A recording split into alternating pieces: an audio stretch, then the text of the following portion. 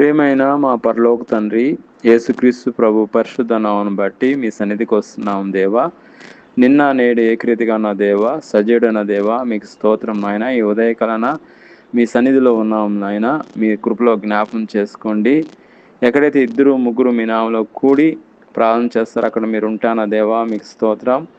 ఈ సమయాన్ని బట్టి మీకు స్తోత్రం నాయన. ప్రత్యేకంగా ఎవరైతే ఏకీభవిస్తున్నారో అందరిని జ్ఞాపం చేసుకోండి. ప్రతి అవసరం తీర్చండి. అదేవిధంగా ఎవరైతే ఈ సమయంలో ఆర్థికంగా ఇబ్బందులు ఉన్నారో ఆర్థిక సమస్య నుంచి విడిపించండి.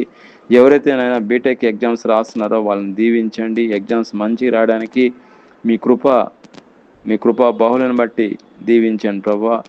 అదేవిధంగా ఎవరైతే ఈరోజు దూరం వెళ్తున్నారో వాళ్ళ ప్రయాణ దీవెనతో నింపండి.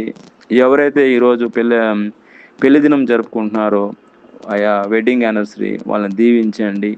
ఈ సంవత్సరం అంతా కృపాక్షంతో నడిపించండి. అదేవిధంగా ఎవరైతే ఈరోజు పుట్టినరోజు జరుపుకుంటున్నారో ఆయన నూతన సంవత్సరం అనే దయాకరణం ధరింపజేశారు, కృప చూపించారు. ఈ సంవత్సరం అంతా ప్రభు ఆశీర్వాదకరంగా, దీవెనకరంగా, మహిమకరంగా చేయండి.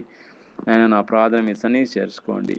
కృప చూపించమని, గొప్ప అద్భుతం చేయమని ప్రభు యేసుక్రీస్తు నామములో ప్రార్థన చేస్తున్నాం తండ్రి. ఆమేన్.